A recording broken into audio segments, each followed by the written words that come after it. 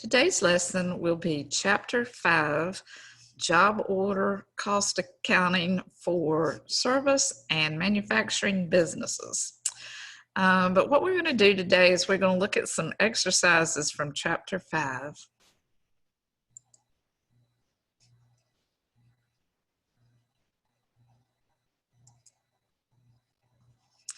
Okay, you should be able to see exercise 511, but I want to start with exercise 5.1 to start with today. And what I've done, of course, is I've copied this from Cengage exercises. And what we're going to be doing is job costing using a plant overhead rates, plant-wide overhead rates. The Naranjada company designs industrial prototypes for outside companies. They had some budgeted overhead for the year of $260,000, and budgeted direct labor hours were 20,000. The average wage rate for direct labor is expected to be $25 per hour. And during June, the Naranjada company worked on 4 jobs. And the data relating to these 4 jobs are as follows. And so what they've given us is they've given us 4 different jobs, job 39 through 42, and they've given us information about these jobs. Evidently, 3 of these jobs were started last period, and they brought some balances forward into this period. And then the last job was not started last period at all. So it has no beginning balance to start with. They've given you amounts for jobs for your direct materials that have been requisitioned by the company. They've also given you amounts for the direct labor cost. Overhead is going to be assigned as a percentage of direct labor cost. During June, jobs 39 and 40 were completed, and job 39 was sold at 130% of cost. Naranjo had originally developed job 40 to order for a customer. However, that customer was near bankruptcy, and the chance of Naranjo being paid was growing dimmer. Naranjo decided to hold job 40 in inventory while the customer worked out its financial difficulties. And job 40 is the only job in the finished goods inventory. Jobs 41 and 42 remain unfinished at the end of the month. So what they want you to do is they want you to determine the overhead rate based on direct labor cost. And you might notice that they have throughout the term here plant-wide, which means that this is not activity-based costing that we're doing. We're just doing cost for a company using one plant-wide overhead rate. And when we calculate the overhead rate for plant-wide, what we would have to do is determine the formula to calculate that predetermined overhead rate.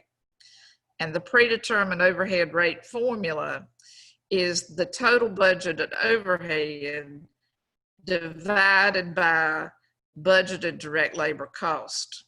So something that they did not give us in this problem was total budgeted direct labor cost. What they did give us is the direct labor cost per hour, and they also gave us the number of direct labor hours that were used during this period of time. So before we can apply this formula here, we really need to, before we can apply this formula down here, we really need to calculate the total budgeted direct labor cost. And again, we do that by taking the budgeted direct labor hours of 20,000 that was given to us, and we're going to multiply it by the average wage rate for this company, and their average wage rate is $25 per hour. So if you multiply 20,000 times $25, it'll give you the total budgeted direct labor cost. So the amount of the budgeted direct labor cost is $500,000. And we're going to use this budgeted direct labor cost when we are determining the direct labor, when we're calculating the predetermined overhead rate. So the requirement is really asking you to calculate the overhead rate based on direct labor cost. It's giving you a little hint here where it says that the overhead rate is going to be based on the direct labor cost. That's going to be the denominator in your formula. So you're going to take the total budgeted overhead that the company had for this period of time that was given, and that total budgeted overhead for the year was $260,000. You're going to take $260,000 and you're going to divide that by the total budgeted direct labor cost. And the total budgeted direct labor cost was $500,000 that we found earlier. So $500,000 is going to be divided into the total budgeted overhead, and that will give you the predetermined rate.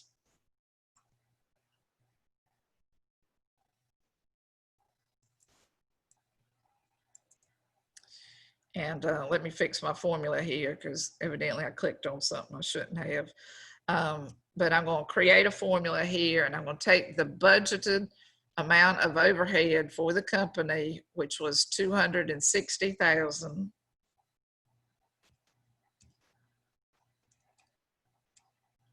And then I'm going to divide this by the budgeted direct labor cost, which was $500,000.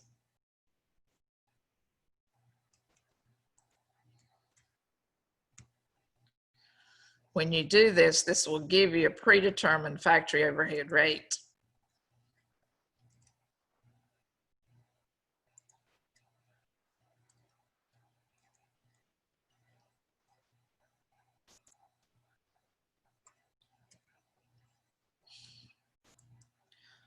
Okay, let me fix my formula again. And yes, I want it to accept it. Okay, and so the amount of the predetermined overhead rate is 52%. And so 52% of the direct labor is how you would apply the factory overhead.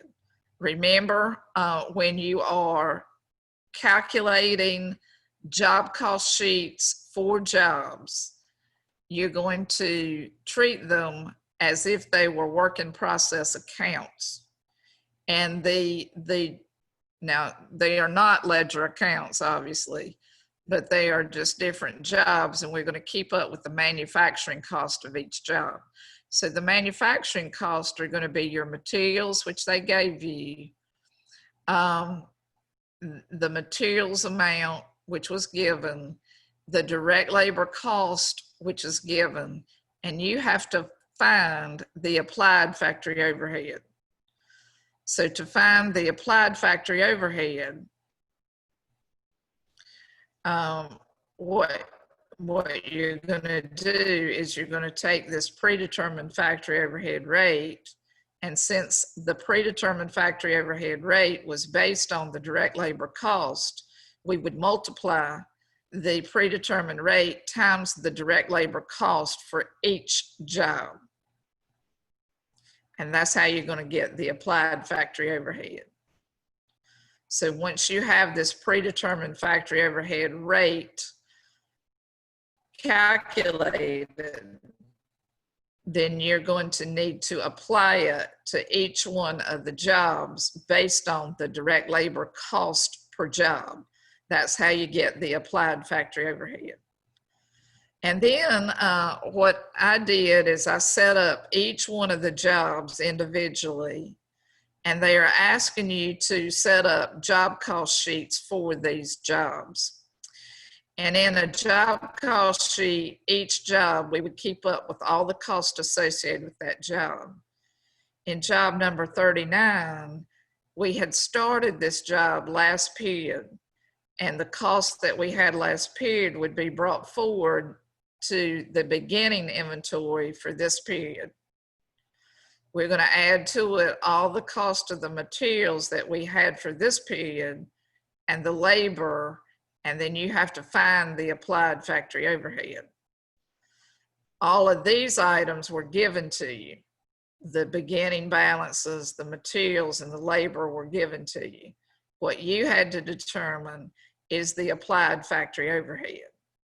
The applied factory overhead, again, is this predetermined rate times the direct labor cost of each job. Since we're working with job number 39 first, the direct labor cost was $10,000.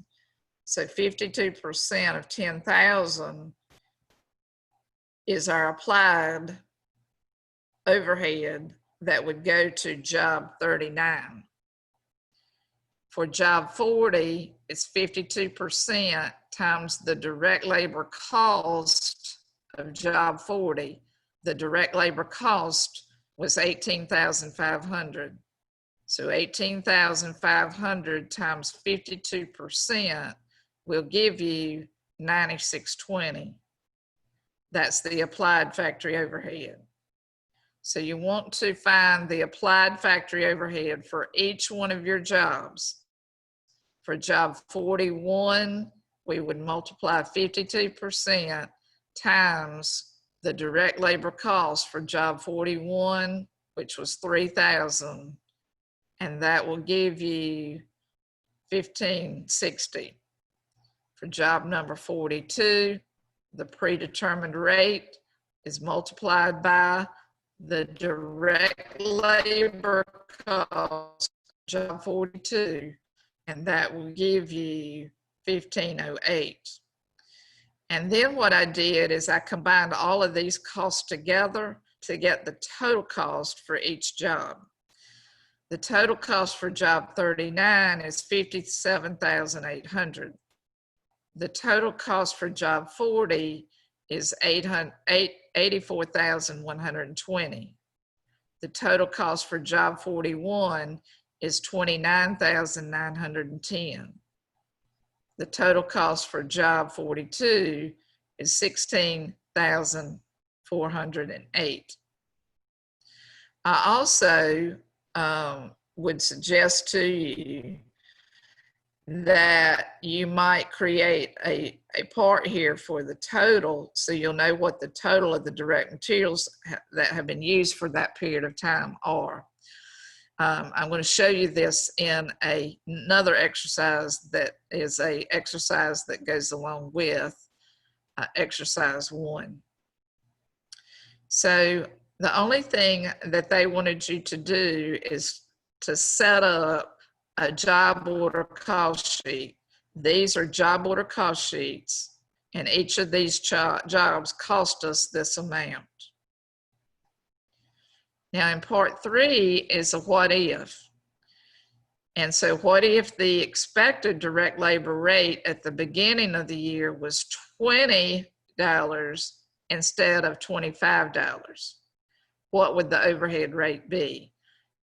So what they're wanting you to do is just to recalculate the total amount of the budgeted direct labor first, and then recalculate the predetermined overhead rate.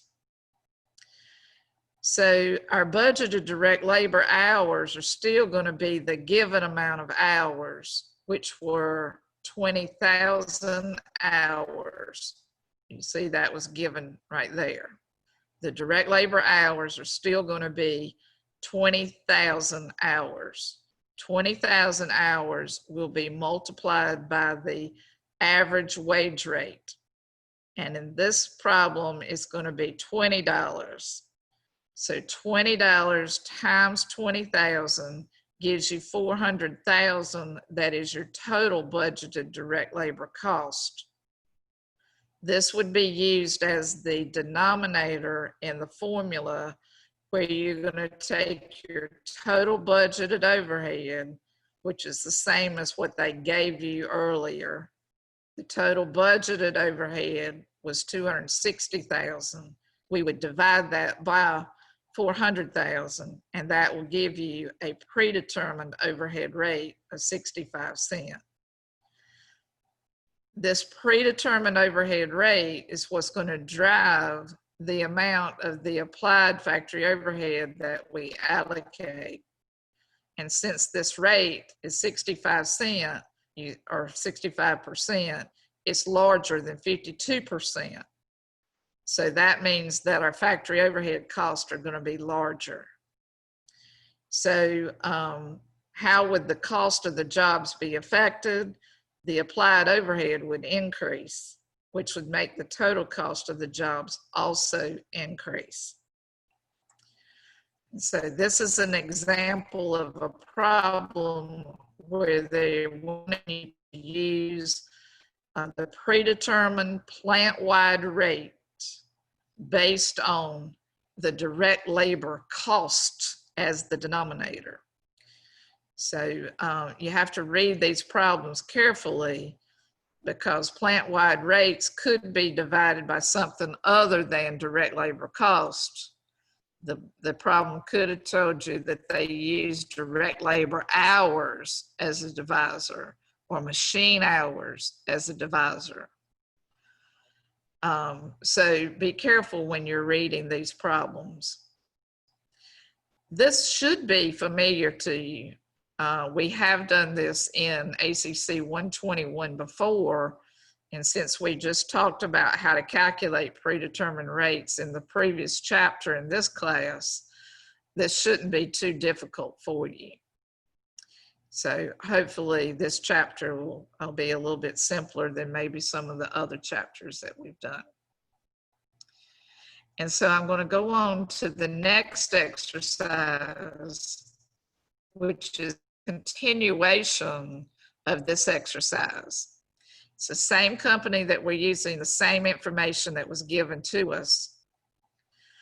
They still want you to determine the predetermined rate based on the direct labor cost. So the direct labor rate, the predetermined overhead rate did not change from the last exercise. It's calculated exactly the same way. And so you have to determine the applied factory overhead for each job. And so what I did in this particular problem is I listed my jobs down the page here, but the jobs are still consisting of materials, labor, and overhead. And so the total cost of these jobs are still going to be the same as they were before. The only thing different was I added a new total to determine the beginning amount of the work in process, because what they want you to calculate in this problem is the balance that's in the work in process ledger account as of June 30th. So I've drawn you a T account here that represents the ledger account for work in process. Remember, work in process is an asset account. And because it's an asset account, we could have a previous balance that's brought forward from the previous period into this period. And in this case, we did have a previous balance. All of those beginning work in process amounts that they gave to us are combined together to get 75,300.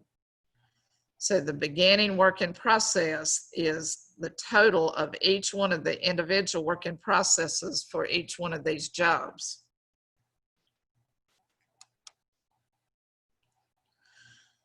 The next thing that you would look for if you were trying to determine the ending amount of work in process is how many direct materials went into production during this period of time.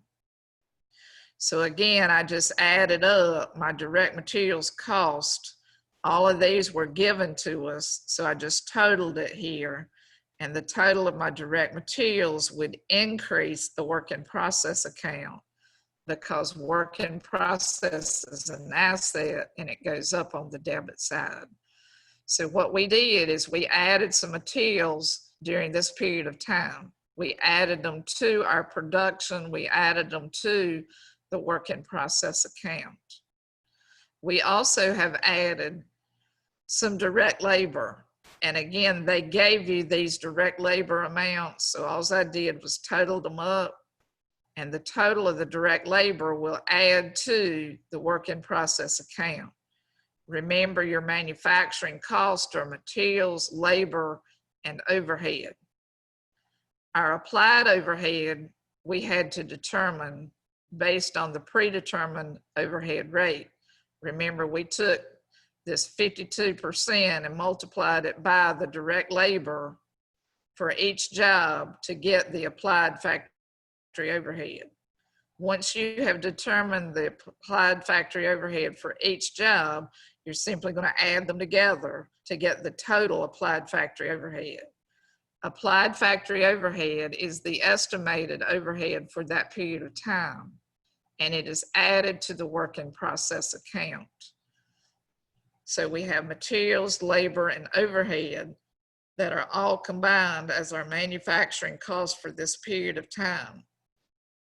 Now, what you had to do is you had to figure out which one of these jobs were finished. And the only way you could know that is they gave this information to you in your problem. So we go back to the instructions and look at the second part of the instructions, where it says that during June, jobs 39 and 40 were completed. So that gives you some information about the jobs that were completed. So 39 and 40 were completed. So that must mean job 41 and 42 were not completed.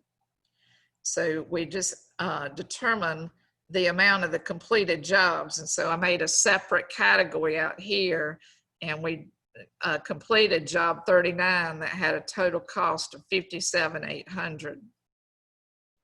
We also completed job 40, which had a total cost of $83,360.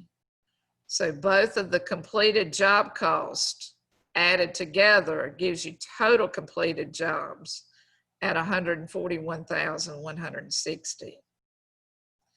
If these jobs are completed, you'll want to reduce your work in process by the amount of the completed jobs.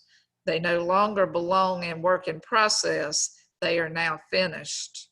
And so we're going to send them to the finished goods inventory. So this $141,160 becomes a debit to the finished goods inventory. We credited our work in process. But getting back to number one, that they wanted you to calculate in the requirements, they want you to find the balance in the work in process account. So you simply add your debits together and subtract your credit, and what you're left with is the ending balance for work in process. Now, this ending balance for work in process, you could check on, I didn't put this down, but the ending balance would consist of the jobs that were not completed, which was job 41 and 42. The two of these combined, the total cost of those should be equal to this ending balance in your work in process. So you kind of got a way to check out your ending balance to see if it's correct. But our completed jobs are going to be sent to finished goods. And then, so we need to calculate the balance in the finished goods account. Well, they didn't have any beginning balance. They certainly could have. If there were some units that we hadn't sold and hadn't shipped, they would be sitting in finished goods inventory. What we have done is we have received some finished goods in from our work in process, and you'll remember there were 2 completed jobs there. I combined them together here. You could have listed them separately and shown them separately if you wanted to. I think I'm going to do that in another problem that I showed to you today. But I just took the combined amounts from both of the completed jobs and put it into as a debit to the finished goods. Now my credit to the finished goods is what I have sold. And the only way you can know what you sold is to read your instructions. And the second or the last part of the instructions tell you that job number 339 was sold at 130% of cost. Well, if we know that job number 39 is sold, job number 39 cost us $57,800. So we would take the sold inventory out of the finished goods inventory account by crediting it, and then we would end up debiting our cost of goods sold for the amount that was sold here. So before you can find the balance of the finished goods inventory, you have to know what you received in versus what you've sold. What you sold is going to deduct from what you have received in to your inventory. And in this case, the difference is $83,360. In the fourth part, or in the third part, they wanted you to calculate the cost of goods sold for June. We only sold that 1 unit, and that sold unit had a cost of $57,800. So in part 4, it says to calculate the price that they're charging for job 39, or they want to know what you sold job 39 for. And in the instructions, they told us that they sold the job at 130% of cost. So you simply multiply your cost times 130%, and that will give you the selling price. The selling price is $75,140. This problem too had a what if analysis. It says, what if the customer job 40, or what if the customer for job 40 was able to pay for the job by June 30th? What would happen to the balance in the finished goods?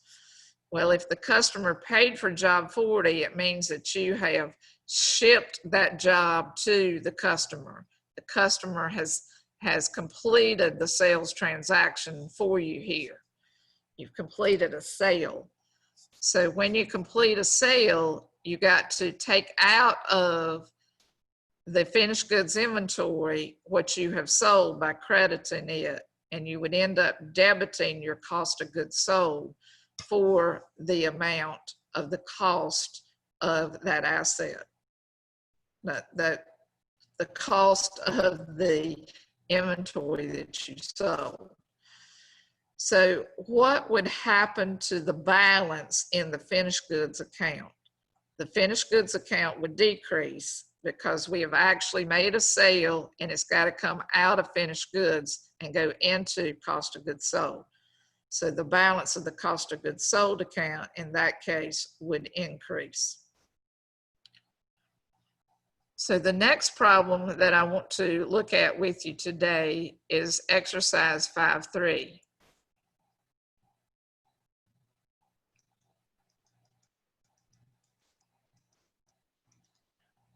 And in exercise 5.3, this is a completely different problem here, but we're going to find job cost using activity-based costing. So remember in exercise 1 and 2, we use plant-wide rate to estimate the amount of the applied factory overhead. Well, in this problem, we're going to be using activity-based costing.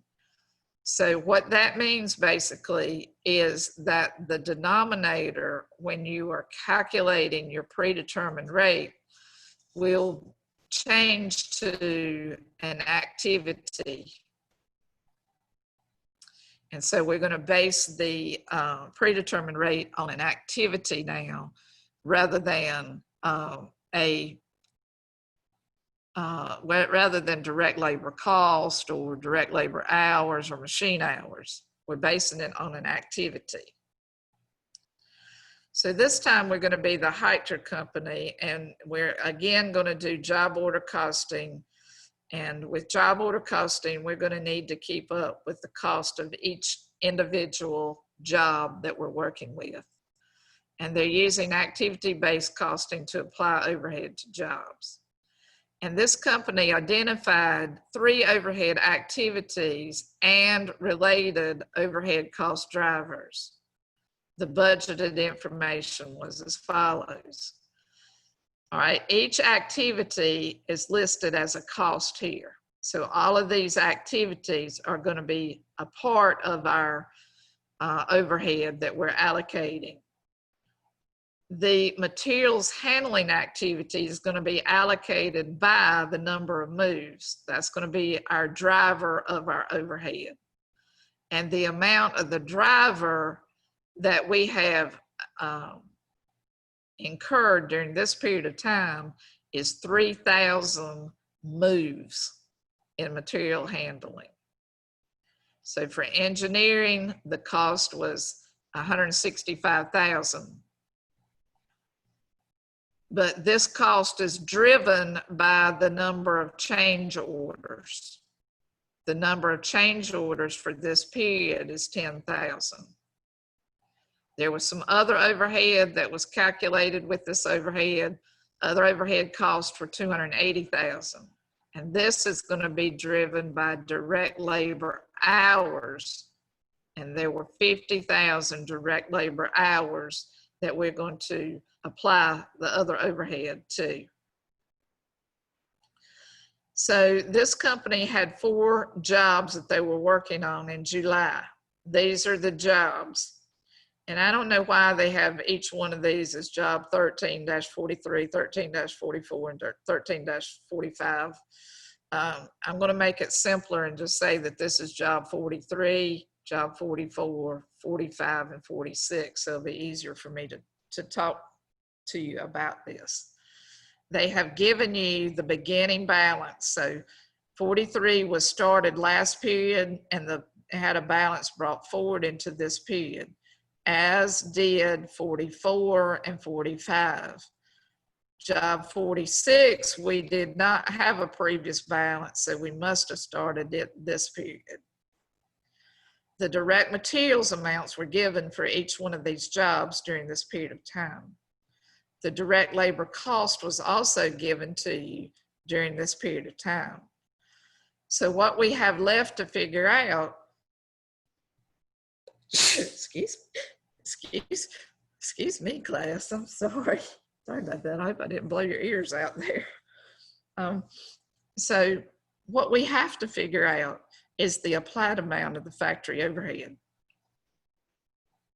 Gotta love these live recordings that we do here. I have no way of editing that out, or I certainly would.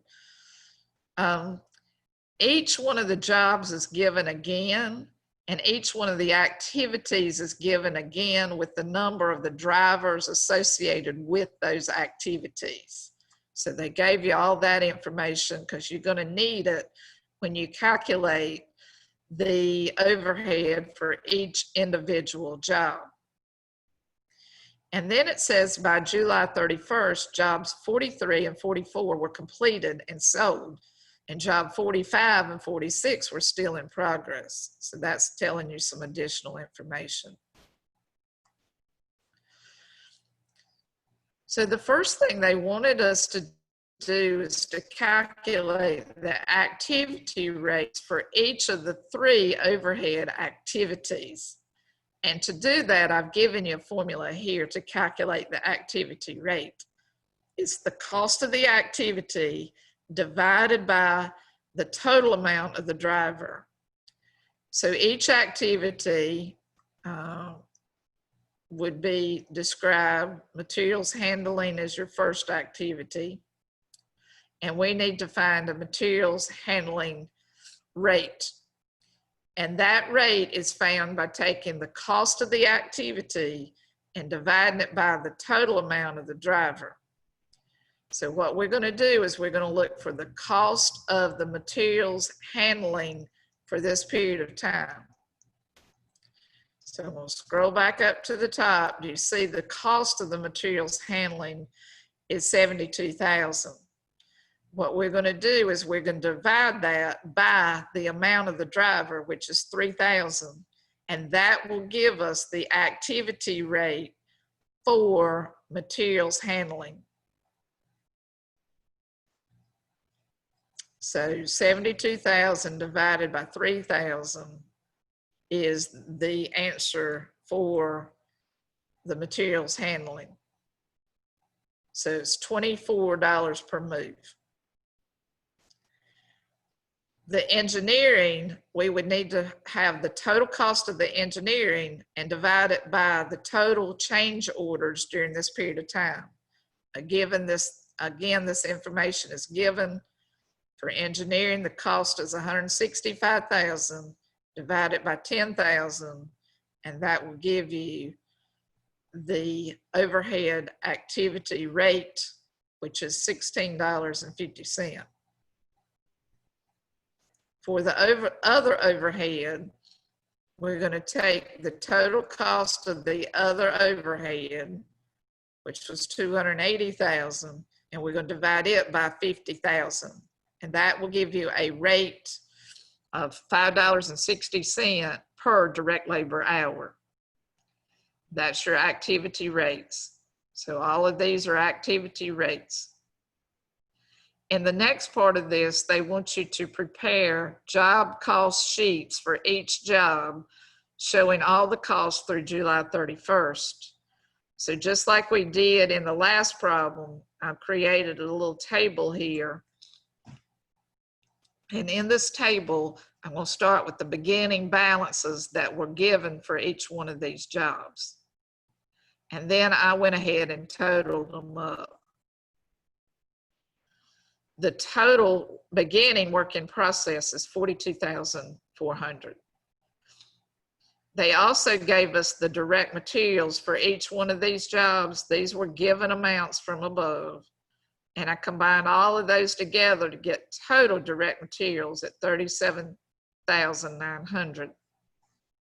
Your direct labor cost was also given from up above. Just put those in there, and the total direct labor cost is $72,400. What you have to find is the overhead cost. Since there were 3 activities of overhead, I'm gonna calculate each one of those separately. You could combine it all together in the end, but I think it's just easier to see if they're all separate. So for materials handling, I'm gonna take $24 per move, the activity rate, and I'm going to multiply that by the number of moves that job number 43 had. So this $24 is going to be multiplied by the information they gave us about the number of moves for job 43. So 24 times 44 is how I got this amount right here.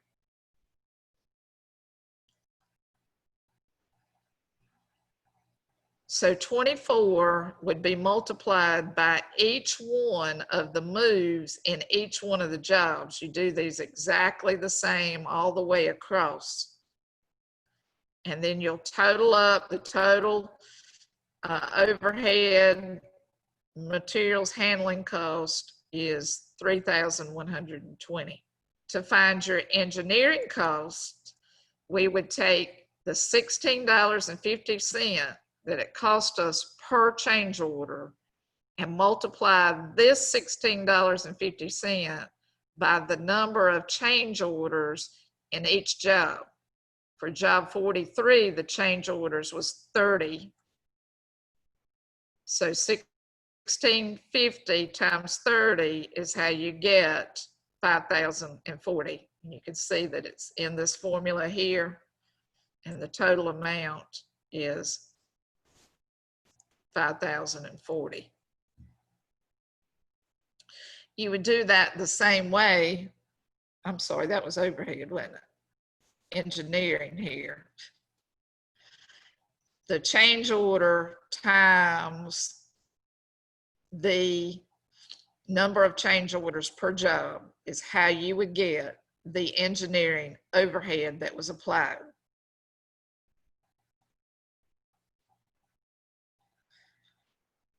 And each one of these jobs, you do it the same way. And then you would add all these together to end up with your total cost for engineering.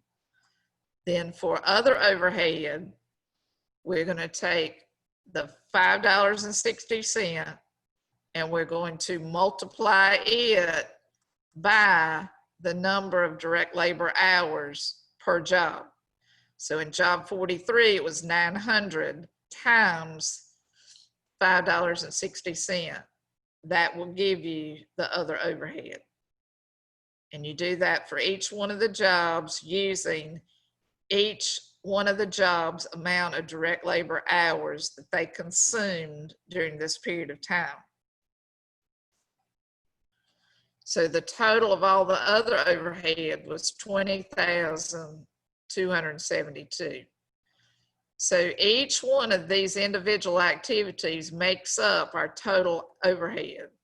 So the total overhead would be 3,120 plus 1,815 plus 20,272. I like to keep them separate because I just think it's interesting to see in each one of the activities what it costs for calculating the applied amount of overhead. The last thing I did was I totaled the cost in each one of these jobs. So I just combined the beginning balance, if there was one, plus direct materials, plus direct labor, plus your factory overhead that was applied. The total cost of each one of these jobs can also be added together to go straight across. And this figure right here is a systems of checks and balances. If you add straight down, it should give you this. If you add straight across, it should give you this.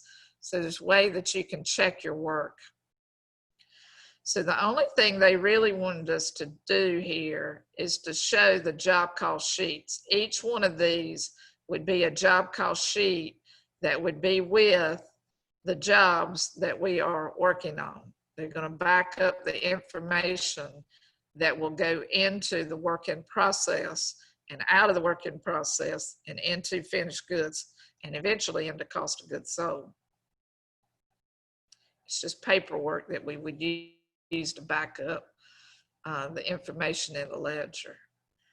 In part 3, they want you to calculate the balance in the work in process account. And we're going to do this very similar to the way that we did in the other exercises that we prepared today. Start with your beginning balance, which was 42,400. We're going to add our materials balance, our labor balance, and each one of the applied overheads together. I kept it separate. You don't have to. You could combine them all together if you wanted to. But I just thought it was easier to follow if we just kept them separate. So each one of these was our applied overhead for each activity. Then they told us that 2 of the jobs were finished. They told that in the instructions. It says job 43 and 44 were completed and sold. So that's telling us some information there. So if we completed job 43 and 44, we're going to have to take those out of the work in process account. Again, you could have combined these together, but I chose to keep them separate so you could see where I'm getting the information from. When we complete job 43, we take it out of work in process and put it into finished goods as a debit. When we completed job 44, we took the total cost out of work in process and put it into our finished goods. Then they told us in our instructions that we sold both of those jobs. So if we sold both of those jobs, we're going to take the cost of each of those jobs and transfer it into our cost of goods sold. Again, you could have combined these together and just made one credit, but I chose to show you each job separately because they told us which jobs we had sold. And so those jobs are going to come out of here and they're going to go into the cost of goods sold. To come out of finished goods, we credit finished goods because it's an asset account. Our asset account is decreasing by the jobs that we sold. And we're going to increase our expense account, cost of goods sold, by the amount of the jobs that were sold. Now, they wanted you to calculate the ending balance in the work in process. So you'll add your debits together, subtract your credits from it, and that'll give you the ending balance in work in process. The ending balance in work in process is $70,308. It's important that you know that that work in process is made up of these two unfinished jobs. So if you combine these two total amounts together that were unfinished, job 45 and 46 were both unfinished, that's what we would have left over in the work in process account. And those balances would be transferred into the new period as beginning work in process balances. The finished goods balance happened to be zero because the goods that we did finish, we sold those and we shipped them. We took them out of the inventory. Our cost of goods sold balance for July then is an ending amount of $107,599. And that comes from the two jobs that we sold. And that's just the cost of the jobs that we sold. And then they give you a what if analysis. It says, what if job number 46 required no engineering change orders? What is the difference in the new cost of job 46? So what I did is I put down job 46 and what we had already recorded from up above. I just copied it down here. So this was job 46 and this is what it was before right here. I copied this and just put it down here so you could see what we were doing. And so in the what if analysis, it says that job 46, what if it didn't have any at all engineering change orders? Well, the engineering that you would apply would be zero. So that's where I got this zero amount. Everything else stays the same. So when you re-add these, the cost of job 46, if there were no engineering change orders, went down by $330. It decreased from what it was before to this amount. And so what this is really showing you is that if you decrease your cost, it will decrease the total cost of the job.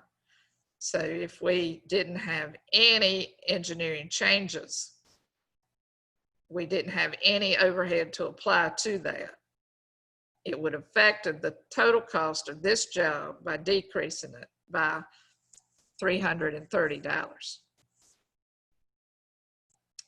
And so this was an example of job order costing using activity-based costing to apply your factory overhead, or to apply your overhead, if you just want to call it that. All right, in the next exercise, it was a real simple exercise. In this exercise, they want you to classify firms as either a manufacturing or service business. So I guess what I should talk to you about is in the problems that we just demonstrated, we were a manufacturing business and we were manufacturing products and keeping up with them as jobs. They didn't tell us what we were manufacturing, so we didn't have a whole lot of information to go on about what the type of products were. But from the standpoint of counting for job order cost, it was a manufacturing business that we're going to assume that we were using in the previous exercises that we just did.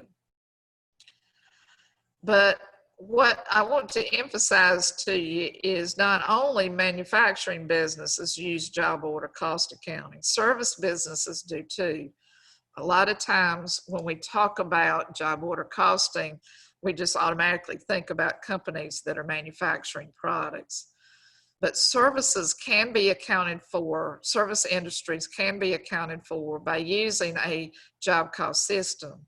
The only difference is that in a service business, you won't have any finished goods inventory at all, and you most likely won't have any work in process at all. And but we will have a cost of services account that we would keep up with, and we would have possibly materials and labor and overhead that would be applied to these service types of business. And so in this problem, they're not asking you to apply any overhead or anything like that. I just want you to know that you can use a job order cost system if you are a service business. You could also use a process cost system, which we will talk about in the next chapter. But you can use job order costing for either a manufacturing business or a service business. And so what they want you to do is to be able to distinguish between a manufacturing business and a service business. And so if you look at A, they're telling you that you are producing bicycles. So you're manufacturing a product. And so this is an example of a manufacturing business. If you're a pharmaceuticals company, excuse me. If you're a pharmaceuticals company, you're going to be producing some type of drugs. And so these are going to be products. And so they are not service types of business. If you operate an income tax preparation service, it is a service type of business. You're providing a service for clients.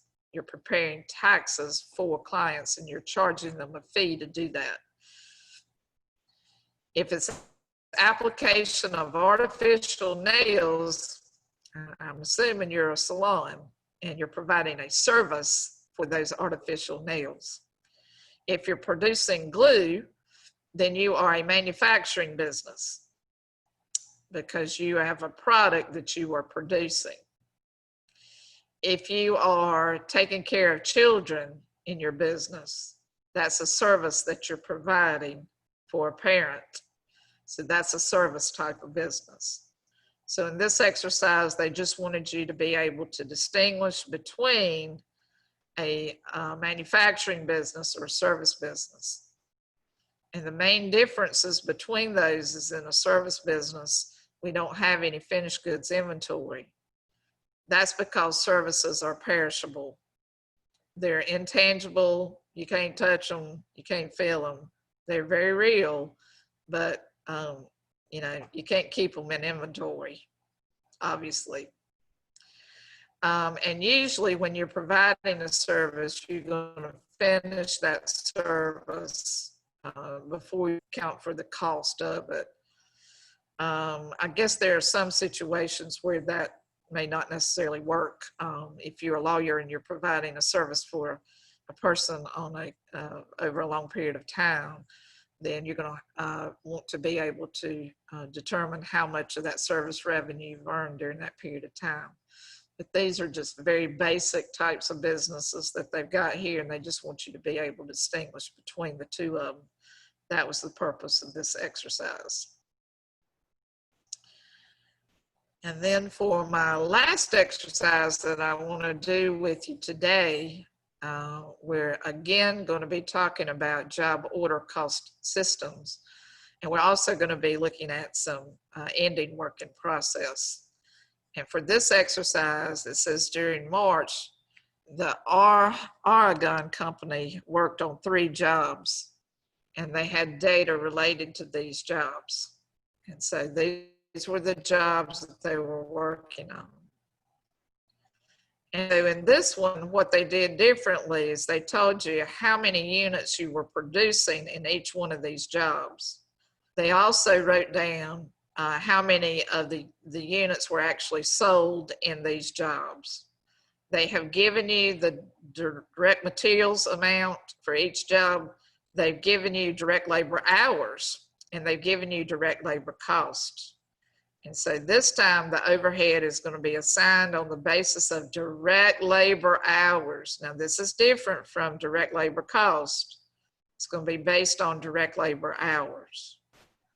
The overhead is going to be assigned based on direct labor hours at a rate of $8.40 per direct labor hour.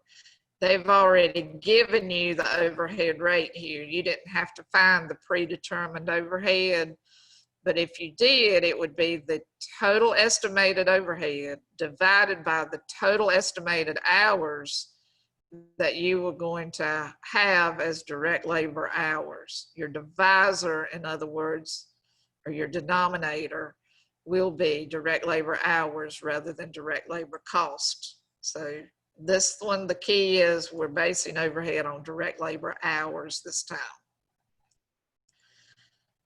Then they told you that during March, jobs 78 and 79 were completed and transferred to finished goods, and job 79 was sold by the end of the month. And job 80 was the only unfinished job at the end of the month. So in the first part, they want you to calculate the per unit cost of jobs 78 and 79. And what they're talking about is the total cost per unit, which would include your materials, labor, and all of your overhead. They want you to round your answers to the nearest cent. So before you can determine the per unit cost, you need to find the total cost of each job. So what I did is I just, again, created a little table here with each job listed at the top, and then I wrote down the materials that were given. Evidently, these were jobs that were all started during this period. They didn't give us any beginning work in process like they did with the other problems or exercises that we completed today. They did tell us the materials, and the materials were given up here. I just copied them in here, and then I totaled up the materials. The labor was also given. Here's your labor for each job. Copy it down here, and then I just totaled it up. The applied factory overhead is what they wanted you to show for job 78. The applied factory overhead in this problem is based on direct labor hours. So we're going to take the number of direct labor hours for each job. For job number 78, it was 220 hours. 220 hours is going to be multiplied by the predetermined overhead rate, which was $8.40, and that will give you $15.60. I'm sorry, that will give you 1,848. I just clicked on the wrong button there. So again, we would need to know the direct labor hours. For job number 79, the direct labor hours was 200. We would multiply 200 times $8.40, and it will give you $16.80. 400 direct labor hours for job 80 that was given times $8.40 will give you the overhead for job 80. And then I totaled the overhead for each one of these jobs. And I also totaled the cost of each one of these jobs. So the total cost of job 78 is materials, labor, and overhead. All those combined is $6,408. Take the $6,408 and divide it by the number of units produced that was given, which is 200 units. And that will give you the cost per unit. So 6,408 divided by 200 units will give you $32.40. That's the cost of job 79. You'll do the same thing for job, excuse me, that was job 78. For job 79, you'll do the same thing. You'll take the total cost, which was 5,670, and divide it by 180 units that were produced. That will give you $31.50 as the cost per unit. Now on job 80, remember they told you that it was not completed yet. It's unfinished, so we don't calculate a cost per unit yet. We wait until it's finished to do that. And again, you could have put a total out here where you'd add all these together and all these down, and you'd have a system of checks and balances. The next thing they wanted is for you to compute the ending balance in the work in process account. The work in process had no beginning work in process inventory, but we did have some materials. The total of the materials was $49.50. We did have labor at $9,300, and we had factory overhead that we found at $6,888. They told us that we had finished job 78 and 79. Both of these were finished here. So the cost of these jobs would be credited to the work in process account. Again, I did these individually so you could see that both of these jobs were finished. The balance in the work in process account is the total debits minus the total credits. What you're left with as an ending balance is $9,060. Notice this balance here agrees with this balance up here. The unfinished job of $9,060 agrees with what we have in work in process. So the ending balance comes from job number 80. Remember that when we transfer out of our work in process to finished goods, we're going to put those jobs that we finished into finished goods inventory. And finished goods inventory is an asset account, so we're going to debit it. It could have had a beginning balance, but in this case it did not. So we add the two jobs that we finished, and then we back out the job that was sold. And so they told us that job 79 was sold by the end of the month. So we know that we sold job 79, and so we're going to reduce our finished goods inventory by the cost of that job. The cost of job 79 was $5,670. And then when you balance out this account here, what you've got left over is job 78. That's still in finished goods inventory. You haven't sold it yet. But you did sell job 79. And when you sell job 79, you will transfer that into a debit to the cost of goods sold. So when we finish jobs, we take them out of work in process, put them into finished goods inventory. When we sell the jobs, we take it out of finished goods inventory and move it into cost of goods sold. It's important that you understand the flow of cost through this system. And then in part 3, they want you to prepare the journal entries reflecting the completion of job 78 and 79 and the sale of job 79. And they told you the selling price, which is 140% of cost. So the first journal entry that I completed here is I showed what we did in the T account. We debited our finished goods inventory for the total of these two.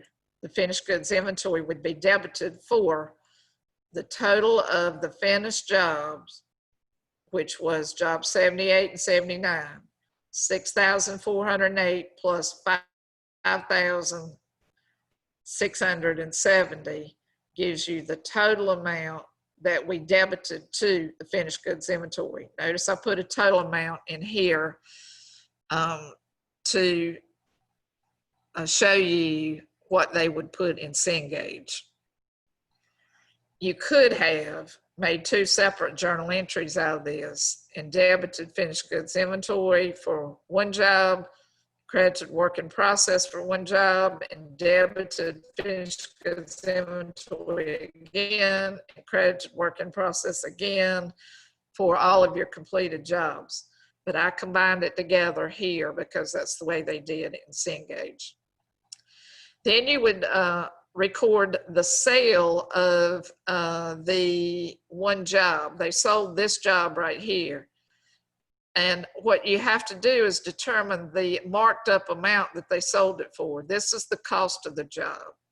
So this 5,670 would be multiplied by the cost of the job. And they told that to us somewhere. Oh, here it is, 140%. So 140% of 5,670 is how I got $7,938. We would debit accounts receivable and credit sales, assuming we haven't received cash for that money yet.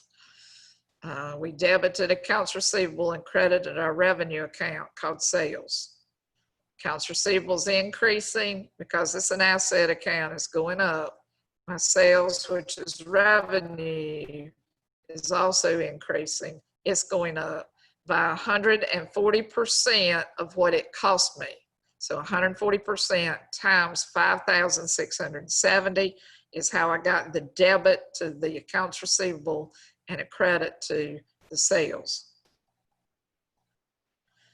Along with the sales journal entry, when you're keeping track of your inventory, you also have to keep track of the inventory that was sold. We sold the one job for 5,670. Notice that we credited finished goods, as I did here, and then we debited our cost of goods sold for that amount. And so I just copied it in here into your journal. Now, something I want you to be careful about and warn you about in Cengage is, for some reason or another, they reverse these 2 entries out. And so if you write it down like this, it's going to mark it wrong. You got to remember to put the cost of goods sold first. And they tell you that in the instructions in Cengage.